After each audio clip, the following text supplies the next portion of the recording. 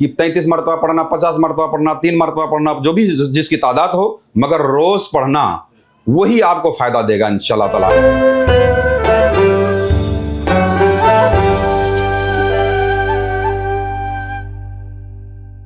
بسم اللہ الرحمن الرحیم۔ اللہم صلی وسلم علی سیدنا محمد وعلی آل سیدنا محمد کما تحب وترضى بأن تصلی علیہ صلی اللہ تعالی علیہ وسلم۔ آج کا ہمارا یہ موضوع راہ سلوک پہ چلنے والے سالکین اور روحانی لائن میں رہنے والے افراد کے لیے نہایت ہی اہم ہے، وہ ہے مراقبہ۔ مراقبہ جو ہم کرتے ہیں یہ راہ سلوک کے اندر ایک بہت ہی بنیادی حیثیت رکھتا ہے۔ مراقبات کے کتنے اقسام ہیں، الگ الگ مقاصد کے لیے مراقبے کیے جاتے ہیں۔ کیا آپ نے اب تک ابھی مراقبہ نہیں کیا یا مراقبہ آپ نے شروع کیا ہے تو کیا سمجھتے ہیں کیا کرنا چاہیے؟ اس میں مراقبے میں کیا کیا جاتا، یہ ساری باتیں انشاءاللہ تعالی ہم آپ کو سمجھانے کی کوشش کریں گے۔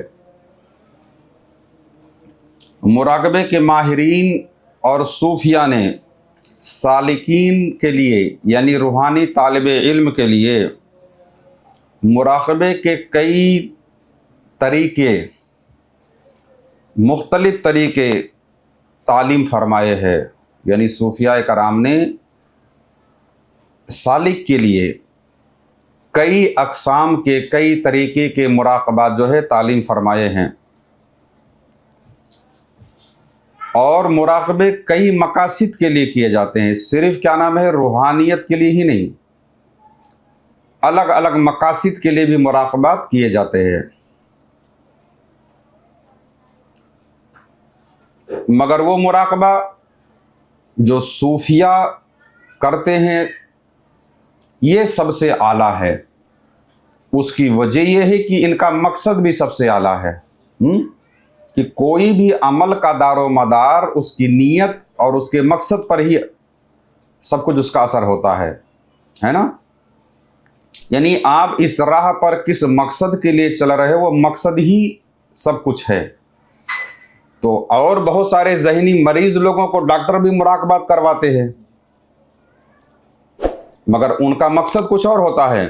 مگر صوفیہ جو مراقبات کرتے ہیں، سالکین جو مراقبات کرتے ہیں، ان کا مقصد ہوتا ہے تقرب اللہ، اللہ کے تقرب کے لیے، اس کے قرب کے لیے ہی یہ مراقبہ کرتے ہیں۔ تو چونکہ مقصد اس میں اعلیٰ ہے، طریقے مختلف اس کے ہو جاتے ہیں۔ یعنی کئی مقاصد کے لیے کئی طرح کے بہت سارے اقسام ہیں۔ بہت سارے لوگ سمجھتے ہوں گے کہ جو 2-4 قسم کے مراقبات ہم کرتے ہیں یہی سب مراقبہ ہے۔ بہت کئی سینکڑوں قسم کے مراقبات ہیں۔ یاد رہے مراقبات روحانی صلاحیت کو بڑھانے کے لیے ہی کیا جاتا ہے، یعنی کہ روحانی ریاضت ہے، یہ روحانی پریکٹس ہے۔ اور ماہرین نے اپنے شاگردوں کو کئی طرح کے مراقبات الگ الگ مقاصد کے لیے کروائے ہیں۔ اب پتہ کیسے چلے کہ ہمارا مراقبے کا مقصد کیا ہے؟ تو مراقبے میں کیے جانے والے تصور، مراقبے میں جس خیال سے مراقبہ کرتے ہیں، جس طرف ہم متوجہ ہوتے ہیں، جس طرف ہم تکتے ہیں، مراقبے میں کیے جانے والے تصور سے ہی مراقبے کے مختلف اقسام اور مقاصد جو ہے متعین ہو جاتے ہیں۔ بات سمجھ آ رہی ہے؟ یعنی مراقبے میں جو تصور ہم کرتے ہیں اسی سے ہی اس کے مقاصد متعین ہو جاتے ہیں۔ مثال کے طور پر کشف القبور کا مراقبہ، روشنیوں کا مراقبہ، نور کا مراقبہ اور پیر کا مراقبہ، یہ 4 اقسام ہم نے بیان کیے۔ اس کے علاوہ بہت سارے مختلف مراقبات ہیں۔ اب کشف القبور کے مراقبہ اگر کسی پیر نے اپنے کیا نام ہے مرید کو دیا ہے، کسی روحانی شیخ نے سالک کو کشف القبور کا مراقبہ دیا ہے، تو اس کا مقصد ہے سالک کو مرنے کے بعد کی دنیا کا معائنہ کروانا، یعنی عالم برزخ کے حالات اس پر آشکار ہوں، ताकि वो अपनी इस जिंदगी को यूं समझ ले कि हमारी जिंदगी का मकसद असल क्या है।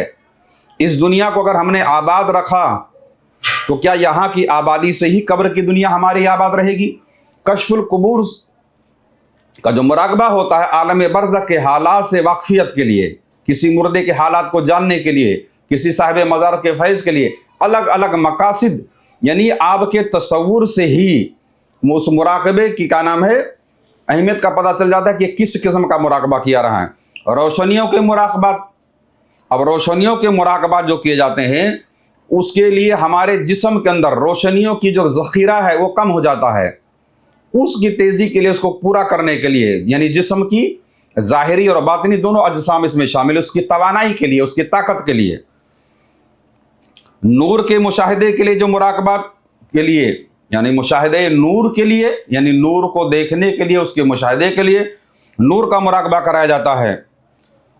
और मुराकबे पीर करने का मकसद ये होता है, कोई किसी शख्स ने, किसी शेख ने अपना मुराकबा दिया कि हमारा मुराकबा करो, समझ में आ रहा है, तो उसका मकसद होता है कि पीर की तर्ज फिक्र और पीर की सिफात कामिला, यानी अगर मुराकबे पीर करवाया जा रहा है तो उसका मकसद ये होता है कि पीर की जो क्या नाम है सिफत कामिला इसके अंदर है, इसके खसाइल जो हैं सालिक में मुंतकिल करने का मकसद से किया जाता है। यानी मुराकबे शेख जो करवाया जाता है वो शेख की खुसूसियात, उसकी खूबियाँ, उसके औसाफ हमीदा, ये सब सालिक के अंदर मुंतकिल करने के लिए ये मुराकबे पीर करवाया जाता है। यानी सालिक की तरबियत व सलाहियत और ज़रूरत के मुताबिक मुराकबात मुतय्यन किए जाते हैं। बात समझ आ रही है? यानी सालिक की तबीयत, उसकी तबीयत किस तरह की चीज़ है, जैसे उसकी तबीयत में उकताहट है तो उसको ऐसे मुराकबात करवाए जाएंगे जिसमें उसको इस्तेहकाम नसीब हो, उसके अंदर क्या सलाहियत है। तो एक क्या नाम है रूहानी जो शेख जो है, रूहानी जो उस्ताद है, वो सालिक की तबीयत, सलाहियत और उसकी ज़रूरत क्या है उसके एतबार से उसको मुख्तलिफ मुराकबात करवाता है। तसव्वुर के फ़र्क और अमली एतबार से मुराकबे के बहुत सारे अक़साम हैं। यानी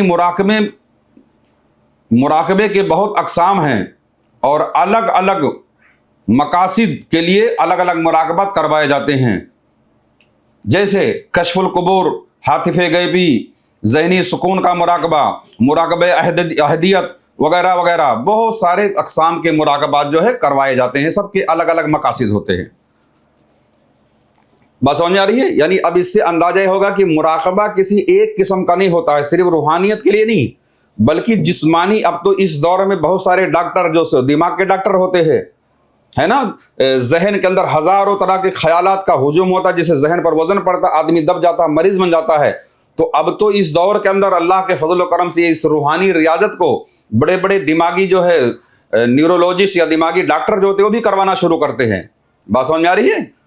यानी हमारे अंदर जो बरकी तजल्लियात की कमी जो है उसके लिए, तवानाई के लिए, जहनी सुकून के लिए, शिफायाबी के लिए, है ना, कई अक़साम के मुराकबात जो है अलग अलग तरीके से करवाए जाते हैं।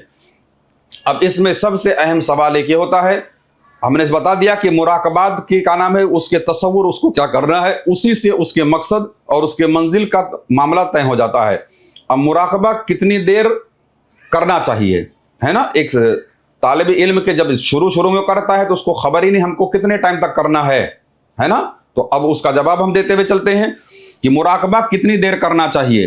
कोई भी काम जब हम करते हैं तो सबसे पहले ख्याल तो ज़रूर आता है, जैसे कि मुराकबा करते हैं कि भाई हमें कितने टाइम तक करना चाहिए। तो याद रहे, मुराकबा कोई भी अमल, मुराकबा या कोई भी अमल हो, उसमें वक्त की पाबंदी सबसे अहम है। बात समझ रही है? पाबंदी वक्त के साथ कम से कम 15 से 20 मिनट की रियाजत शुरू में आप करें। 15 से 20 मिनट की रियाजत से आप शुरुआत करें। बात समझ में आ रही है? यानी मुराकबा अगर आप शुरू कर रहे हैं तो कम से कम एक वक्त जो है 15 से 20 मिनट तक के आप इसको खींचे। उसके बाद का हाल तो यह होगा जब इस्तगराक और एक सुय्यत आपके अंदर आना शुरू हो जाएगी, यानी बेख्याली आपके अंदर आ गई, तो घंटों गुजर जाएगा, आपको एहसास तक नहीं होगा। शुरू में इस्तगराक तो नहीं होगी, लेकिन बाद में जब इस्तगराक यानी आपके अंदर एक सुय्यत आएगी, उसके बाद वक्त खुद ब खुद बढ़ता चला जाएगा।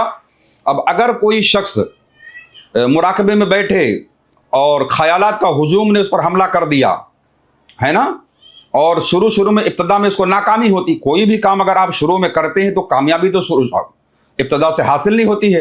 किसी भी काम, जब हम कोई भी काम करते हैं तो नाकामी और कामयाबी ये दोनों मिला जुला असर रहता है। मगर अक्सर सालिकीन के ऊपर जो मामला होता है कि वो मुराकबे में शुरू में बहुत घबरा जाते हैं।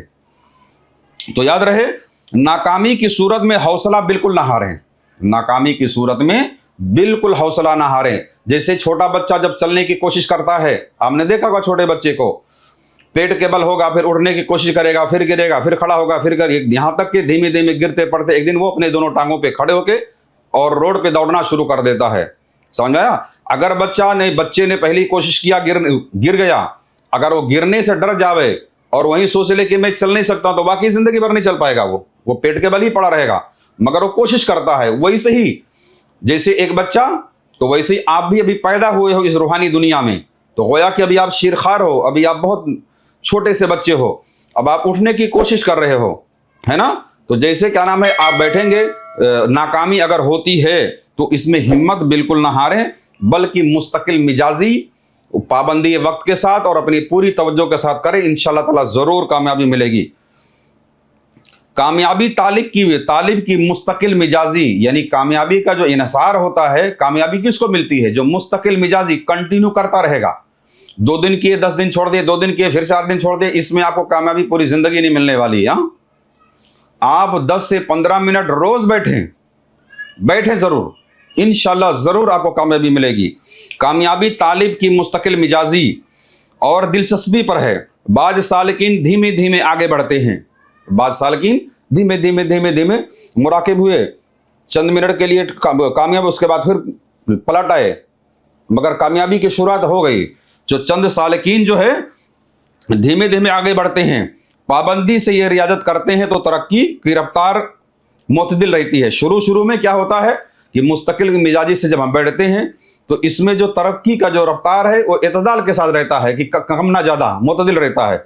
बाज़ की इब्तदा तेज़ी से शुरू होती है, और जब बाज़ वैसे होते हैं कि बहुत तेज़ी से उनको इस्तगराक, एकसूयत और तमाम तरह की चीज़ें उनको मिलना शुरू हो जाती हैं, लेकिन उसके बाद में उनकी रफ्तार धीमी हो जाती है ना। कुछ मुस्तकिल मिजाज होते हैं, कुछ का ना मुतदिल होते हैं, और कुछ की रफ्तार तेज़ होती है, बाकी बाद में फिर धीमी पड़ जाती है। और बाज लोगों को शुरू में कोई काबिल जिक्र फ़ायदा नहीं होता, यानी बहुत ज़्यादा उनको फ़ायदा नज़र नहीं आता, लेकिन दिल जमई और मुस्तकिल मिजाजी के सबब आगे बड़ी तेज़ रफ्तारी इनको नसीब होती है। कुछ तो इब्तदा में बहुत तेज़ी से तरक्की करते, बाद में गिर जाते हैं, कुछ मुतदिल रहते हैं, धीमे धीमे बढ़ते रहते हैं, और कुछ शुरू में मुकम्मल नाकाम रहते हैं, कामयाबी नहीं मिलती, मगर बाद में बहुत तेज़ रफ्तार उनकी हो जाती है। समझ आया? तो जो भी सूरतें हो उसके अंदर आपको मायूस बिल्कुल नहीं होना है।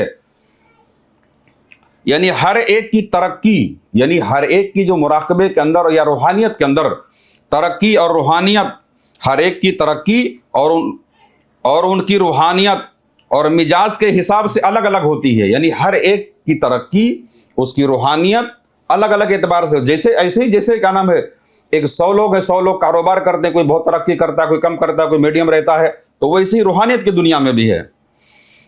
मगर वसूली तौर पर हर चीज आहिस्ता आहिस्ता तबीयत में दाखिल हो। यानी कोई भी काम जो है, अब जब आप करते हैं तो उसूल तो वही है कि धीमे धीमे आप उसको कदम ब कदम बढ़ना शुरू करें, तो वो ज्यादा मुस्तहकम होती है। बात समझ आ रही है? यानी शुरू में बाज लोगों को देखो, मुराकबा हमने शुरू करवा दिया तो मालूम पड़ा 1.5 घंटा 2 घंटा बैठे, 4 दिन के बाद फिर मालूम पड़ा 15 दिन के लिए गायब। तो ये नहीं, बल्कि आप 10 से 15 मिनट बैठे, मुस्तकिल मिजाजी इस्तेहकाम इस पर हो, धीमे के बाद करें, आगे बढ़ें, मुस्तहकम होती है। यानी तबीयत में जब क्या नाम है, एक एतदाल पर कोई चीज़ होती है कि हम धीमे धीमे करेंगे एक सिस्टम से, तो वो चीज़ मुस्तहकम और पायदार होती है, और वही सालिक आगे चल करके तरक्की करता है। इसीलिए सूफिया ने एक दिन बैठकर पूरी रात आपने इबादत और रियाजत कर लिया, और मालूम पड़ा 1 साल तक गए, फिर 1 साल के बाद फिर वो रात आएगी तो आप फिर बैठेंगे मुसल्ले पे, تو صوفیہ نے اس عمل کو نہیں بلکہ مستقل کنٹینیو ہر دن ہر رات جو عمل کیا جائے، اسی لیے دیکھو وظائف کی تعداد فکس ہوتی ہے کہ 33 مرتبہ پڑھنا، 50 مرتبہ پڑھنا، 3 مرتبہ پڑھنا، جو بھی جس کی تعداد ہو، مگر روز پڑھنا وہی آپ کو فائدہ دے گا انشاءاللہ تعالیٰ۔ تو یہی معاملہ روحانیت اور مراقبے کا ہے۔ آج ہماری اس گفتگو کے اندر ہم نے یہ سمجھا کہ مراقبات جو ہے کتنے منٹ تک کرنا چاہیے، اگر کامیابی نہ ہو تو ہارے نہیں، اور کتنے اقسام کے مراقبے ہوتے ہیں انشاءاللہ تبارک و تعالیٰ۔ آگے انشاءاللہ تعالیٰ ہم بتائیں گے کہ اس میں مراقبے کے اندر ہونے والی دشواریاں کیا کیا ہوتی ہیں انشاءاللہ تبارک و تعالیٰ۔ اللہ تبارک و تعالیٰ کی بارگاہ میں دعا مولا کریم ہم سب کی روحانیت کو اپنے حبیب صلی اللہ تعالیٰ علیہ وسلم کے طفیل تیزی اور کیا نام ہے برق رفتاری نصیب فرمائے، آمین ثم آمین برحمتک یا ارحم الراحمین۔ اگر آپ بھی کچھ روحانی خدمت کرنا چاہتے ہیں تو اس چینل کو سبسکرائب کریں اور اس کا لنک بھی شیئر کریں۔